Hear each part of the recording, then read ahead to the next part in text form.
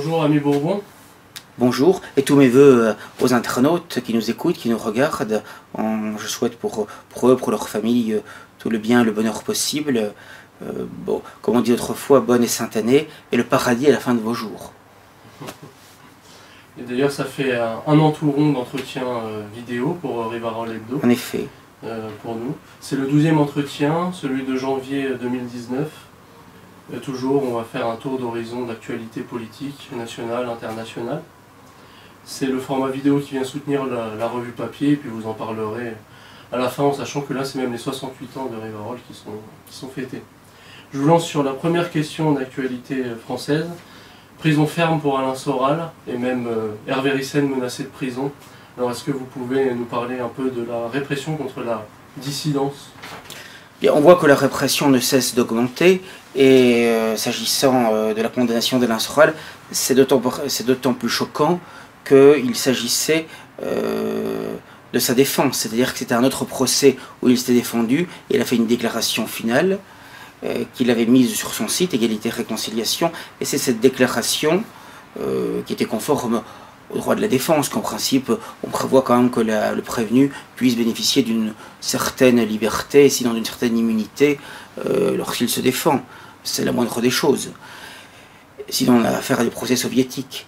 Et en l'occurrence, c'est cette déclaration, et sauf erreur de ma part, je crois que c'est vraiment une première en France, qu'un prévenu est poursuivi pour s'être simplement défendu à l'audience et avoir mis sur son site internet la déclaration qu'il avait faite au procès. Et j'ajoute que son avocat, maître Damien Villiers, ce qui est presque encore plus choquant, eh bien, est poursuivi pour des conclusions qu'il avait faites en faveur de son client Alain Soral. Là encore, comme les avocats, pour défendre leurs clients, ils sont bien amenés à expliciter les propos de la personne qu'ils défendent, essayer de développer un certain nombre d'éléments juridiques mais aussi de fond, et il est hallucinant qu'on puisse être poursuivi pour cela.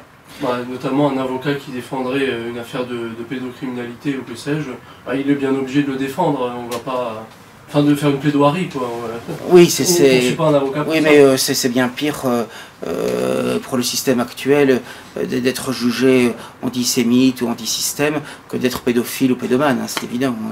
Donc voilà. Mais ça, c'est quelque chose qui est très préoccupant parce que il y a quelques années, quand même, les juridictions, surtout à Paris, hésitaient quand même à mettre du ferme, quand même. Hein.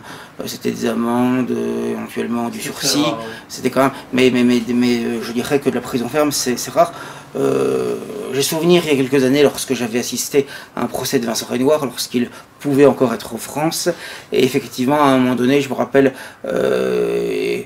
évoquant, explicitant ses positions un peu sur les chambres à gaz, à un moment donné le président du tribunal l'avait mis en garde en disant attention que s'il répondait sur le fond à cette question-là, il risquait éventuellement d'être poursuivi. Mais enfin, il l'avait mis en garde avant, voilà.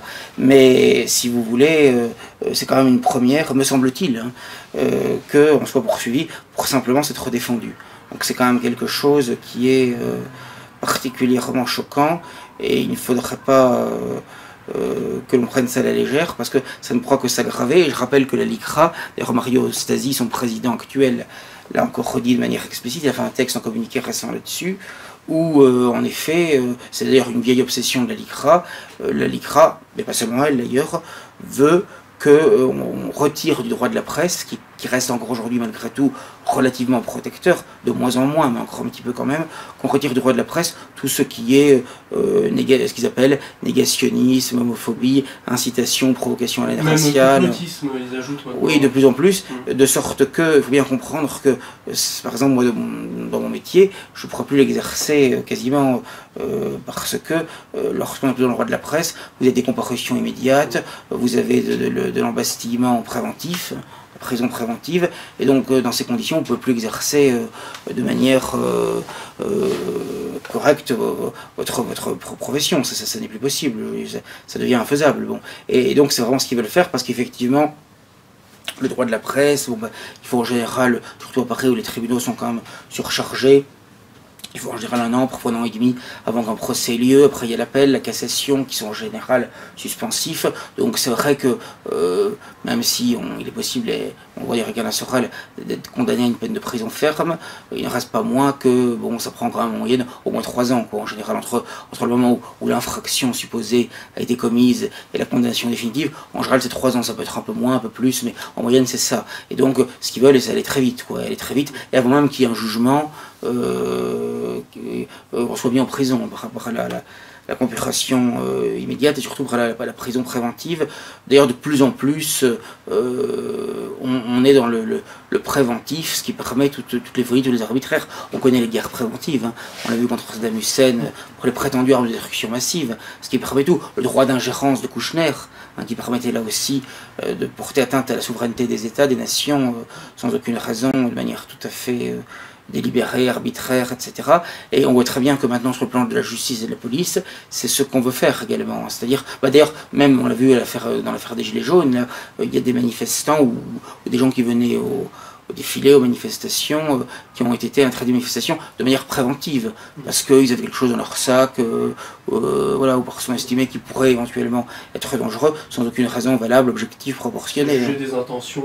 Voilà, exactement. Ah bah, de toute façon, on juge de plus en plus des intentions, et c'est quelque chose qui est en effet extrêmement choquant, d'autant plus qu'il faut comprendre que de plus en plus, donc les peines s'aggravent. Il faut savoir que dans la loi Guesso, c'est 1 an de prison ferme, mais ce qui est loi Pleven, ce que beaucoup de gens ignorent, ça peut aller jusqu'à 5 ans de prison ferme. Théoriquement, c'est vrai que sur le papier, ça va jusqu'à 5 ans. Ça va vite. Ça va jusqu'à 5 ans. Bah, c'est pourquoi, par exemple, Boris Lelay, sauf erreur de ma part, je crois qu'il a 6 ans de prison ferme actuellement. Bon, il est au Japon, mais je veux dire, pour une histoire de en France, oui, pour des choses qui sont quand même. Il n'a tué personne, il n'a battu personne, bon, il n'a pas appelé au meurtre, ou à la violence contre qui que ce soit. C'est hallucinant, si vous voulez. Bon. Et donc, on voit très bien que de plus en plus, même pour l'homophobie en soi, on peut faire la prison. La DILCRA en théorie, accélère les choses. Oui, la délégation interministérielle à la lutte contre le racisme, l'antisémitisme et la haine anti-LGBT. Faut pas oublier que c'est énorme, c'est énorme. Et c'est là qu'on voit qu'on a vraiment un État qui est ouvertement pédérastique. D'ailleurs, rappelez-vous, lorsque Macron a été élu, dans le mois qui a suivi, c'est le premier Gay Pride, il a fait un communiqué officiel du site de la présidence de la République pour fêter, glorifier cette Gay Pride. Hein. Il considérait que c'était un événement officiel de la République. On le savait déjà du Conseil régional de l'Île-de-France, on le savait déjà de la mairie de Paris, mais là c'est encore le niveau dessus, si j'ose dire, c'est la présidence de la République. Bon. Et rappelez-vous également l'année suivante, donc l'année dernière, en 2018, c'est carrément l'Assemblée nationale, le Palais Bourbon, qui a été décoré avec des images arc-en-ciel, voilà, le drapeau arc-en-ciel de la communauté LGBT. Donc on voit très bien qu'on a un pouvoir, il faut bien comprendre que c'est à la fois un pouvoir LGBT et vous dire ce qui est, voilà. D'ailleurs, vous remarquerez que d'ailleurs j'invite les internautes à le faire, s'ils ne l'ont pas encore fait, si vous allez sur les sites genre la LICRA ou BTA, Balance l'antisémite ou des choses comme ça, ou d'autres, vous apercevez qu'ils sont à la fois à fond contre ce qu'ils appellent l'homophobie et contre l'antisémitisme. Pour eux c'est le même combat, ça va ensemble, hein. Et on voit très bien qu'ils sont vraiment à fond dans la défense du lobby LGBT et de la lutte contre le racisme et l'antisémitisme. C'est très net. Ce qui leur fait peur, c'est le principe de discrimination. En fait, appeler un chat revient à... C'est un danger pour eux, souvent. Bah, c'est-à-dire qu'ils ne veulent pas qu'on dise la vérité, tout simplement, quoi. Voilà, on est vraiment dans un système de mensonges. Hein, d'ailleurs, l'ILCRA, même au niveau des sonorités, c'est presque pareil, quoi. Hein. Et on voit très bien vraiment que c'est une émanation. Ouais, bah, c'est une émanation. On voit très bien que le pouvoir, finalement, c'est l'émanation du CRIF et de la LICRA. D'ailleurs, on voit très bien chaque année au dîner du CRIF, hein, où ils sont à genoux devant le CRIF. D'ailleurs, il y a quelques années, c'était le Premier ministre, et maintenant, c'est le Président de la République lui-même qui vient faire le discours au dîner du CRIF. Donc, ils vont toujours plus loin. Et il y a quasiment tout le gouvernement au grand complet, les ambassadeurs, les dignitaires religieux. Bon, c'est tout à fait impressionnant, ça. On voit très bien qui dirige réellement. C'est pourquoi, lorsque le grand rabbin, relativement au mouvement des Gilets jaunes, avait appelé à prier pour la République, c'est logique parce que la République, c'est eux. C'est tout, c'est très simple. Depuis l'origine d'ailleurs, la Révolution française, une des premières choses qu'elle a faites, c'est l'émancipation des...